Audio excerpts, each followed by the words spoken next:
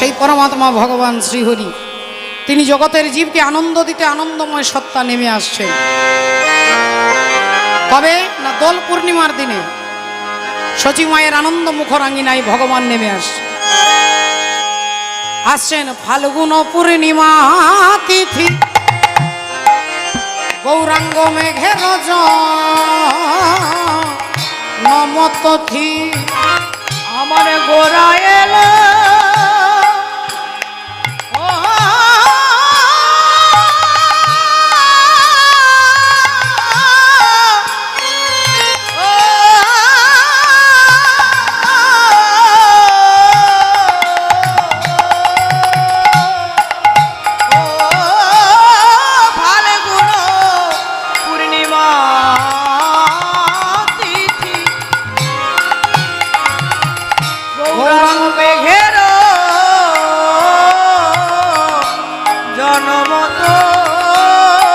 সেই মেঘে করল বাদর হে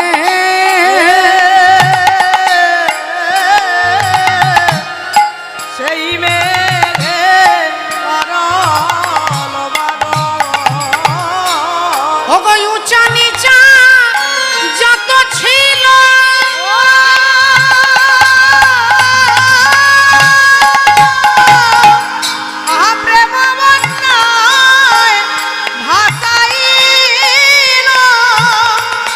ওরাই আমার হেন জীবে বিলাল দয়া হে হেন জীবে বিলাল দয়া। রাধে রাধে রাধে। আস্তে জগতের জীবকে করুণার অবতার চৈতন্য মহাপ্রভু তিনি করুণা করে আসছেন বাবা। ভগবানের করুণা, ভক্তের করুণা। আপনার বাড়িতে যদি কোনো বৈষ্ণব আসে ভিক্ষা করতে, আপনি ভাববেন না যে তিনি ভিখারি। আপনার দরজায় আসছে, এটা আপনার অনেক জন্মের ভাগ্য। আপনার দরজায় ব্রাহ্মণ আসছেন, বৈষ্ণব আসছেন, সাধু আসছেন, আপনাকে টাকা খরচা করে তীর্থে যেতে হবে না, আপনার বাড়িটাই তীর্থে পরিণত হবে যখন সাধুর চরণ ধুলি আপনার বাড়িতে পড়বে। এ কথা আমি বলছি না, শাস্ত্র বলছে। রাবণ আজকে ধন্য, রাবণের রাজভবন ধন্য যে রাবণের রাজসভায় পরম ভক্ত বীর হনুমান এসে দাঁড়িয়েছে। কিন্তু এটা তো বোধ থাকা দরকার, সাধুর মর্যাদা বুঝতে হবে, তবে তো, নইলে তো বুঝবো না যে এসেছে একজন ভিখারি, এই এক মুঠো চাল দিলাম, হ্যাটো পালাও এখান থেকে। বোধটা থাকতে হবে, তবে তো সাধুকে শ্রদ্ধা আসবে। তাই হনুমান এসেছেন রাবণের রাজসভায়, আর যেই তিনি দাঁড়িয়েছেন হাত জোড় করে রাবণকে বলছেন, বাবা রাবণ, তোমার ভাগ্য ভালো, তোমার সুপ্রসন্ন, সময় অনেক আছে, এখন অনেক সময় আছে। তুমি এক কাজ করো বাবা রাবণ, যদি নিজের ভালো চাও, যদি নিজের হিত চাও, তাহলে নিজেকে ভগবানের চরণে নিবেদন করে দাও। যদি নিজের ভালো চাও তাহলে নিজেকে রামের চরণে নিবেদন করো, তাহলে তোমার ভবিষ্যৎ ভালো হবে। এ কথা যেই বলেছে রাবণ চিৎকার করে বলে উঠল, কি তুই আমাকে জ্ঞান দিচ্ছিস? একটা বাঁদর, একটা মর্কট, সে কিনা এসে আমাকে জ্ঞান দিচ্ছে। তুই জানিস স্বর্গমর্ত পাতাল আমার নাম শুনলে থরথর করে কাঁপে, আমার রাবণ নামটা শুনলে দেবতারা কাঁপে, আর তুই আমাকে জ্ঞান দিচ্ছিস? কে আছিস? মহারাজ কিছু বলছেন? এক কাজ কর, এই বেটা মর্কট এই বাঁদরকে ধরে এর অঙ্গ ভঙ্গ করে দে। অঙ্গ মানে শরীর, ভঙ্গ মানে ভাঙা, অঙ্গ ভঙ্গ করে দে। যেই বলেছে হনুমান ভাবছে অঙ্গ ভাঙা মানে হয় হাতটা ভাঙবে, নইলে পাটা ভাঙবে, নইলে কোমর ভাঙবে, নইলে ঘাড় ভাঙবে, যে কোনো একটা কিছু। আমার দুঃখ নয়, কিন্তু রাবণের যদি মনে পড়ে যায় যে আমার বোনের নাক আর কানটা কেটেছে এদের দলের লোক লক্ষণ ঠাকুর, তাহলে আমারও যদি নাকটা কেটে দেয়, তা আমি কি নাক কাটিয়ে রামের কাছে ফিরে যাব? আমি তো রামের কাজ করতে এসেছি, আমি তো ভগবানের কাজ করতে এসেছি। শুধু তিনি বলছেন না, আমরা সবাই এসেছি এই জগৎ সংসারে ভগবানের কাজ করতে এসেছি, আর এখানে মায়ার দ্বারা নাকটা কাটিয়ে ফিরে যাব, এটা লজ্জার ব্যাপার। তাই হনুমান চিন্তায় পড়ে গেছে কি হবে। আর এমন সময় উপর্য পরিবুদ্ধিরাং চরন্তি সরবুদ্ধয়, পরমাত্মা হরি বুদ্ধি দিচ্ছেন হনুমানকে, আর হনুমান তার লেজটা ধরে এবার লেজটাকে বারবার নাড়াচ্ছে।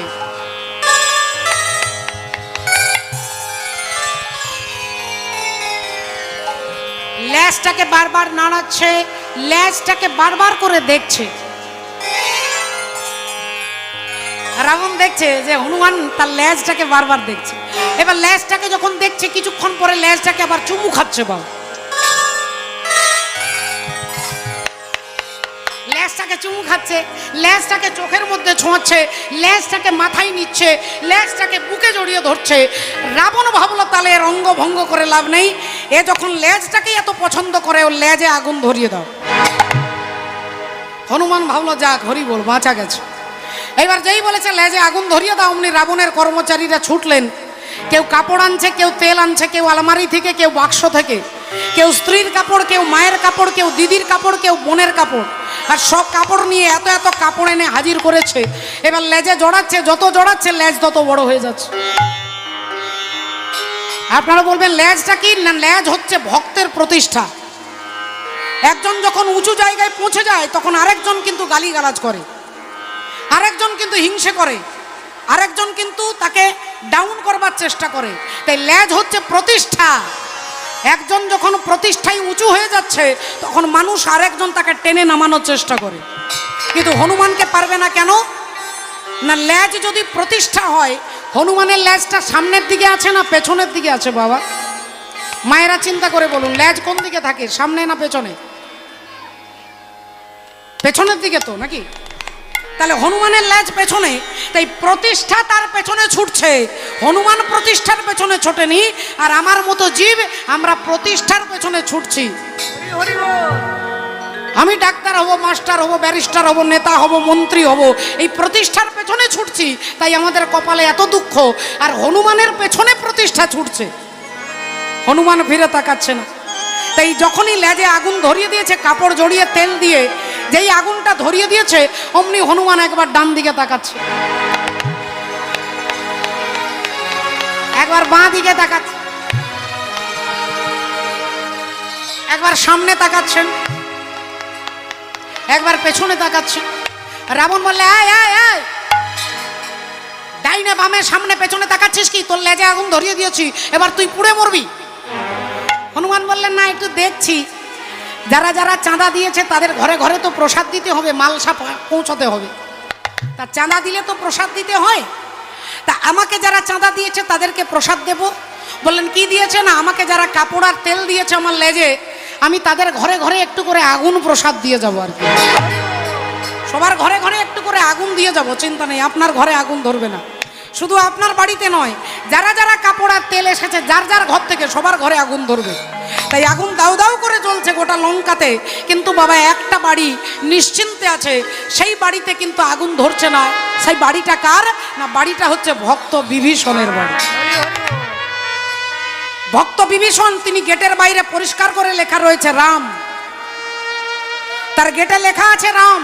তিনি জানে যে ঘর রামের, ছেলে রামের, নাতি রামের, আমার যা কিছু সব তোমার, আমি তোমার নামে ডিভোটেড করেছি, তোমাকে সব দিয়েছি। তাই সমস্ত কিছু যদি ভগবত চরণে নিবেদন করে, তার বাড়িতে কি হিংসার আগুন জ্বলবে বাবা? গোটা লঙ্কাটা হিংসার আগুনে জ্বলছে, এমনি আগুন নয়, হিংসা। আর সেখানে বিভীষণের ঘর সুন্দরভাবে আছে। কেন না, বিভীষণ তার ঘরটাকে ভগবানকে দিয়ে দিয়েছে। দোল পূর্ণিমা, তাই দোল পূর্ণিমার দিনে এই গান লেখা হয়েছিল। সেই গানের মধ্য দিয়ে আমরা ভজন রাজ্যে যাব। একবার সবাই মিলে বলবো, বলো ভগবান কৃষ্ণচন্দ্র কি জয়, বলো রাধা রানী কি জয়, বলিয়ে ভাগবত মহাপুরাণ কি জয়, অনন্ত কোটি ভক্ত বৃন্দ কি জয়, নিতাই গৌর সীতানাথ প্রেমানন্দে হরি বল, হরি হরি বল। রাধে সরে গা পা দা নি দা পা গা রে গা মা গা রে গা গা গা, সরে গা পা গা রে সনি রে সনি, রে মা পা ধা পা মা গা রে সনি রে সা। रंग दे चुनरिया, रंग दे चुनरिया, रंग दे चुनरिया, ओ रंग दे रंग दे रंग दे रंग दे रंग दे रंग दे रंग दे रंग दे ओ रंग दे चुनरिया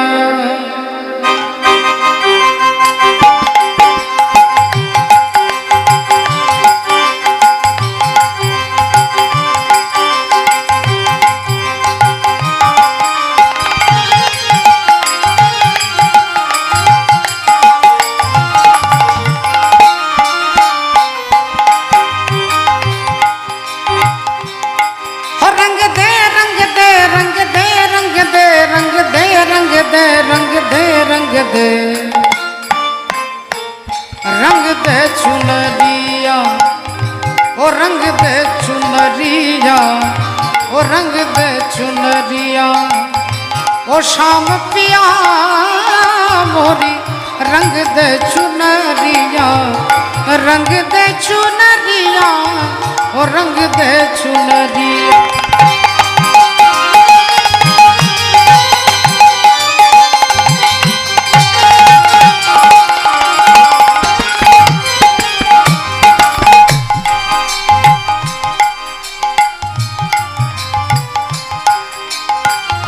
शाम पिया मोरी रंग दे चुनरिया बिना रंगाए मैं तो দোল পূর্ণিমার দিনে মীরাবাই ভগবানকে বলছে আমাকে রং দাও রং দে চুনারিয়া চুনারি মানে ওড়না কিন্তু এরকম সিনথেটিকের ওড়না নয় আত্মাটাকে ওড়না বলছে বাবা শাম পিয়া মোরি রং দে চুনরিয়া আহা यशोमती मैया से बोले नंद लाला राधा क्यों गोरी मैं क्यों काला यशोमती मैया से बोले नंद लाला राधा क्यों गोरी मैं क्यों काला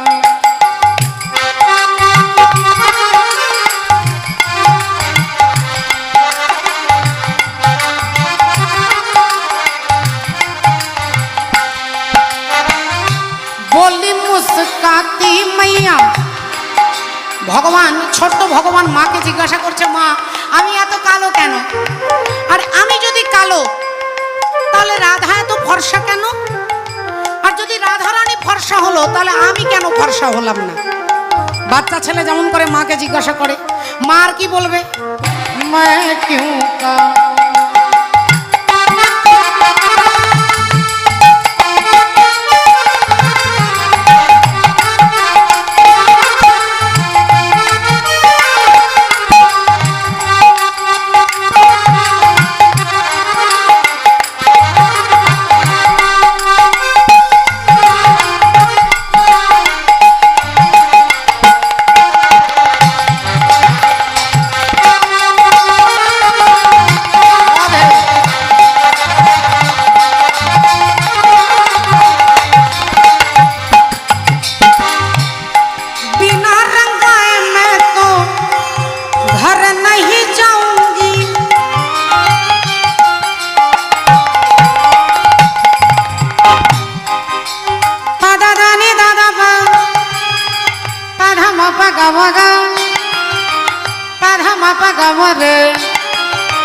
गमरे गजनी सा सारे गम पापा धापा मगा सा सा रे गम पा धा धा धापा मगा सा सा नि सा सा नि सा सा नि सा नि सा सा नि सा सा नि सा सा नि सा सा नि सा नि सा गा गा रे रे मामा मा पा दा नि धा गमरे गजनी सा जल से पतला कौन है कौन भूमि से भारी और कौन अगन से तेज है कौन का जल से कारी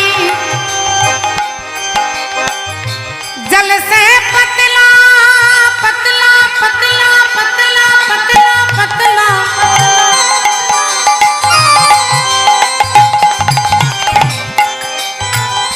जल से पतला ज्ञान है और पाप भूमि से भारी क्रोध अगन से तेज है क्रोध अगन से तेज है और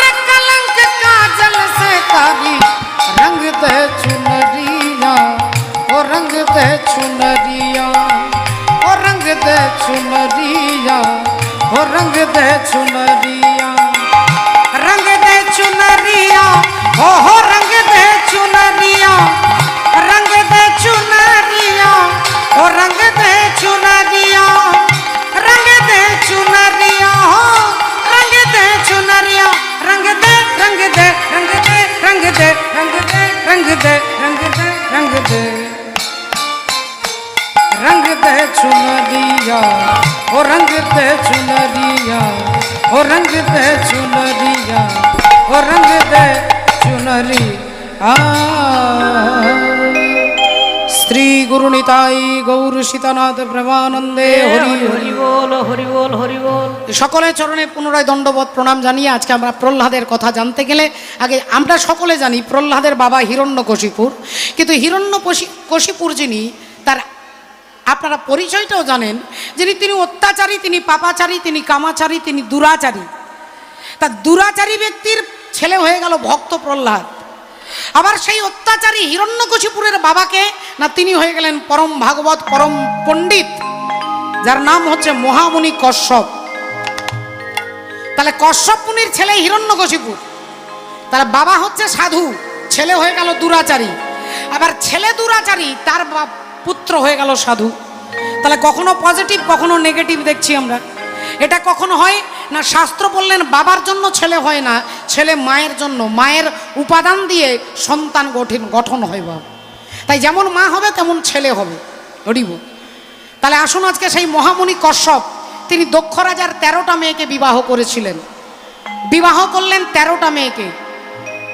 প্রথম স্ত্রী হচ্ছে অদিতি, দিতি, অবিশ্যা, কাশ্যা, ক্রোধবশা, শৈলা, তাম্রা, পিড়ি, দনু, মুনি, সুরক্ষা, সুরভি, শরমা, কদ্রু। এই 13টা স্ত্রী হচ্ছে মহামুনি কশ্যপ। তাই কশ্যপ ঋষির সঙ্গে মা অদিতি চলে গেলেন জঙ্গলে, আর এমন নিষ্ঠা সহকারে স্বামীর ধর্মের সহায় করলেন। স্বামী কখন যজ্ঞ করবে, স্বামী কখনো ধ্যান করবে, স্বামী কখনো পুজো করবে, তার ফুল তুলে দেওয়া, তার আসন পেতে দেওয়া, তার জল এনে দেওয়া, সারাক্ষণ স্বামীর সেবা করতে করতে 12টা বছর পেরিয়ে গেল, তিনি নিজের দিকে তাকানোর সময় পেলেন না। মা অদিতির গায়ের রংটা ছিল কাঁচা সোনার মতো, স্বামীর সেবা করতে করতে কখন তামার মতো গায়ের রংটা হয়ে গেছে, তামা। মাথায় জটা পড়ে গেছে, চিরুন দিতে ভুলে গেছে, চুন আঁচড়াতে ভুলে যায়, তাই চুলের মধ্যে জটা পড়ে গেছে, তামার মতো রং হয়ে গেছে, রোগা হয়ে গেছে, ক্ষীণ শরীর। 12 বছর পরে কশ্যপ ঋষি একদিন স্ত্রীর দিকে তাকিয়ে ভাবলেন, হারি আমার ধর্মের সহায় করতে করতে, আমার ধর্মের সাহায্য করতে করতে নিজের দিকে তাকাতে ভুলে গেছে। তাই খুশি হয়ে কশ্যপ ঋষি তার স্ত্রীকে ডাকলেন, এদিকে এসো অদিতি। বলুন স্বামী। শোনো অদিতি, তুমি আমার ধর্মের সহায় করেছো, আমি খুব খুশি হয়েছি, বলো তুমি কি চাও। তুমি আজকে যা চাইবে আমি তোমাকে তাই দেবো, বলো কি চাও। মা অদিতি বলে উঠলেন, স্বামী মার্জনা করবেন, কিছু মনে করবেন না, আমার কিছু প্রয়োজন নেই। কি কিছু প্রয়োজন নেই? আগে না স্বামী, আমি আপনার সেবা করছি, আমি আপনার সঙ্গে থাকছি, আমি আপনাকে দেখতে পাচ্ছি, এর থেকে বড় আর কি হতে পারে, আমার কিছু লাগবে না। না না না, তুমি লজ্জা করো না, আমি তোমাকে বলছি, বলো তুমি কি চাও। বললেন, স্বামী আমি লজ্জাই বলছি না, আমি সত্যি সত্যি বলছি, আমি আপনার কাছে কিচ্ছু চাই না। বললেন, তুমি যদি না চাও আমি তোমাকে খুশি হয়ে দিতে চাই, সামনে এসো। মা অদিতি কাছে দাঁড়িয়েছেন, কশ্যপ ঋষি এই আঙুলটা বার করলেন, এই কনিষ্ঠ অঙ্গুলিটা বার করে স্ত্রীর নাভিতে 3 বার বুলিয়ে দিলেন। আর নাভিতে 3 বার আঙুলটা বুলিয়ে দিয়ে একটা মন্ত্র বলে ফু দিয়ে বললেন, যাও তুমি সুসন্তানের জননী হবে, যাও সুসন্তানের জননী হবে, যাও। আর তোমাকে জঙ্গলে থাকতে হবে না আমার সঙ্গে, তুমি চলে যাও বাড়িতে, এবার বিশ্রাম নেবে, যাও যাও। মা অদিতি স্বামীকে প্রণাম করে গর্ভের সন্তান নিয়ে এলেন বাড়িতে। আর যেই বাড়িতে এলো অমনি কলহ শুরু হয়ে গেল। 12 জন স্ত্রী ভাবলো, তাহলে আমরা কি ওনার স্ত্রী নই, আমরা কি নারী জাতি নই, আমরা কি মা হতে পারবো না। কশ্যপ ঋষি সবে মাত্র হাতে গঙ্গার জল নিয়ে আচমন করে যেই তিনি সন্ধ্যা বন্দনা করতে বসবে, আর অমনি স্ত্রী এসে দাঁড়িয়েছে, দাঁড়াও। একই এ কি দিতি তুমি? শোনো শোনো স্বামী, যদি অদিতি দিদির ছেলে হতে পারে তাহলে তুমি আমাকে সন্তান দাওনি কেন? আমি কি মা হতে পারি না? আমার কি মা হওয়ার বাসনা নেই? আরে আরে আরে, চুপ চুপ চুপ চুপ। এ সময় এই কথা বলতে নেই, বলতে নেই। আগে না, 6টা বাজতে 24 আর 6টা বেজে 24। 6টা বাজতে ঘড়িতে দেখে নেবেন, 6টা বাজতে 24 মিনিট বাকি আছে, আর 6টা বেজে 24 মিনিট হয়ে গেছে, মানে 48 মিনিট। এই 48টা মিনিট আপনি যদি, রাধে রাধে, এই 48 মিনিট আপনি টিভিতে আস্থা চ্যানেলে ভাগবত দেখুন, গীতা পড়ুন, মহাভারত পড়ুন, রামায়ণ পড়ুন, পুরাণ পড়ুন, সাধু সঙ্গ করুন, হরিনাম করুন, ঠাকুর ঘরে বসে নাম জপ করুন। এই 48 মিনিট যদি আপনি ভগবত কাজে ব্যবহার করতে পারেন, বলে ভগবানের ক্ষমতা নেই আপনাকে দুঃখ দেবার। হরি হরি বল। আপনারকে ক্ষমতা নেই দুঃখ দেবার, যন্ত্রণা দেবার।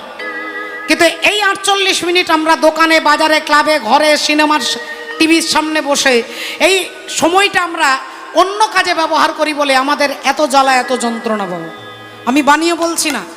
ভগবান শিব ঠাকুরের দেহ থেকে 11 জন রুদ্র তৈরি হলো, আর ওই 11 জন রুদ্রদেব, তাদের সকলের হাতে আছে ত্রিশূল। ত্রিশূল মানে কি?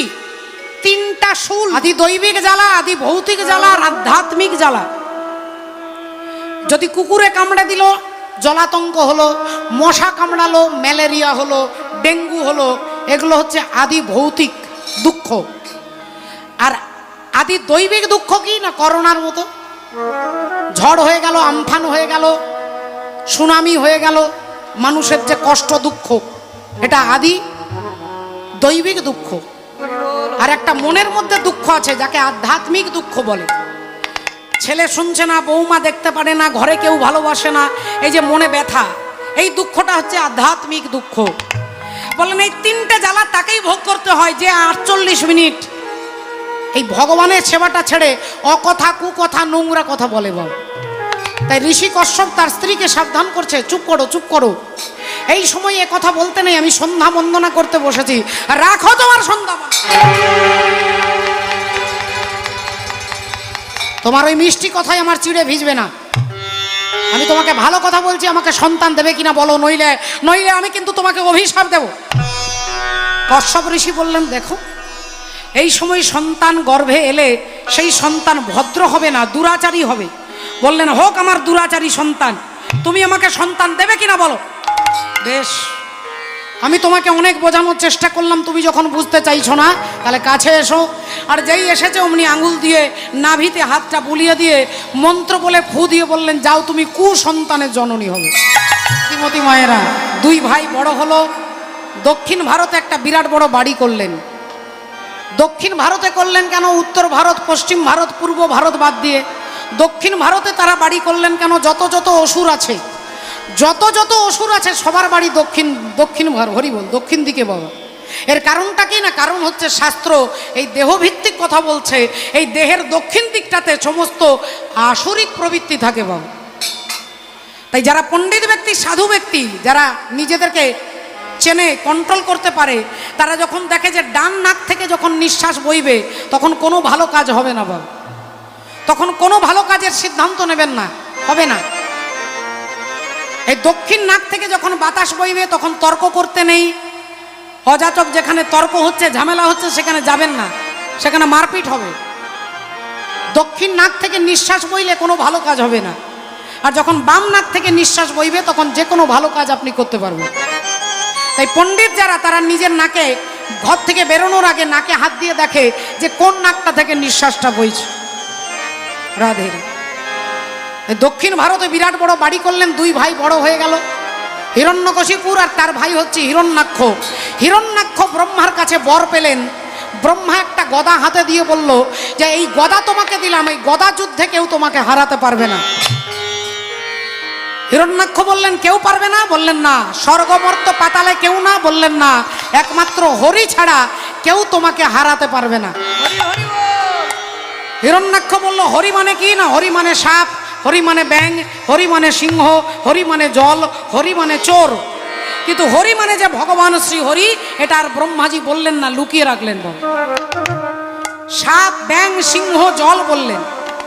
এইবার হিরণ্যাক্ষ ভাবছে তাহলে যেখানে সাপ দেখবো সেখানেই মারতে শুরু করে আমার শত্রু, যেখানে ব্যাং দেখে সেখানেই মারতে শুরু করে, আর যাকে দেখতে পাই তাকে জিজ্ঞাসা করে, এই আমার সঙ্গে লড়বি, আমার সঙ্গে গদা যুদ্ধ করবি?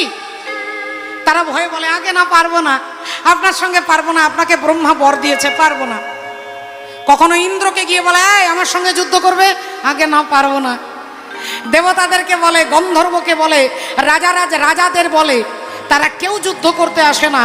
আর একদিন ঘটনাচক্রে দেবর্ষি নারদ সেই রাস্তা দিয়ে যাচ্ছে, আর নারদ মুনিকে দেখার সঙ্গে সঙ্গে বলছে, কে রে তুই, কে তুই, তুই কি হরি? আগে না, আমি হরি নই। কে তুই? আমি হরির দাস। বলে, আমার সঙ্গে লড়াই করতে পারবি? আগে কি বলছেন আপনি? বাজারে জিজ্ঞাসা করুন, আমি আজ পর্যন্ত কারোর সঙ্গে ঝগড়া করিনি, আমি আজ পর্যন্ত কোনো যুদ্ধ করিনি, কিন্তু আমার জন্য বড় বড় যুদ্ধ লেগেছে। আমি যুদ্ধ লাগাতে পারি, ঝগড়া লাগাতে পারি, ঝগড়া করতে পারি না। বললেন, তাহলে বলতে পারিস হরি থাকে কোথায়? বলে, হ্যাঁ, এক্ষুনি বলে দেবো। কোথায় আছে? বলেন, এই জলের তলায় আছে। অমনি গদাটা হাতে নিয়ে হিরণ্যাক্ষ মারলেন জলের মধ্যে ঝাঁপ, আর জলের তলায় গিয়ে হরিকে খুঁজছে। একবার করে গদা দিয়ে জলের মধ্যে মারছে আর বলছে, কোথায় হরি, হরি কোথায় হরি?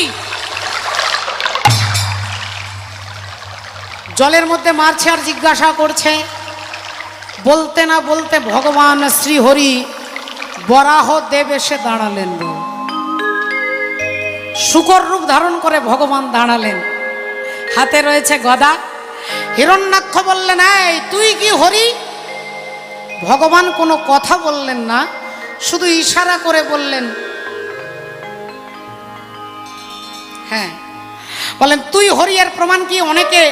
অনেককে আমি জিজ্ঞাসা করেছি, তা তুমি যে হরি এর প্রমাণটা কি? প্রমাণ আছে কিছু? ভগবান বললেন, হ্যাঁ, আমার পকেটে আধার কার্ড আছে, এক্ষুনি দেখাতে পারে। হরি, স্বাস্থ্য সাথীর কার্ড আছে, আধার কার্ড আছে, যেটা দেখতে চাইবে, ভোটার কার্ড আছে। আমি জগতের মূল আধার, তিনি সর্বযজ্ঞের ঈশ্বর, অক্ষয় অব্যয় অবিনশ্বর, ব্রহ্মা বিষ্ণু মহেশ্বর করে যার ধ্যান, আমি সেই জগতের মূল আধার। বললেন, তুই কি রকম হরি? আজ পরীক্ষা হবে এই গদা যুদ্ধ করে, আমার সঙ্গে গদা যুদ্ধ করো। হিরণ্যাক্ষ ভগবানকে গদাটা নিয়ে মারতে যাবে, আর ভগবান বাঁ হাত দিয়ে গদাটাকে ধরলেন, বাঁ হাতে গদাটাকে ধরলেন, আর ডান হাতে নিজের গদাটা নিয়ে হিরণ্যাক্ষের বুকে মারলেন। আর একটা গদার আঘাতেই অপারেশন সাকসেস। হিরণ্যাক্ষ মরে গেল, বধ হয়ে গেল, শেষ হয়ে গেল।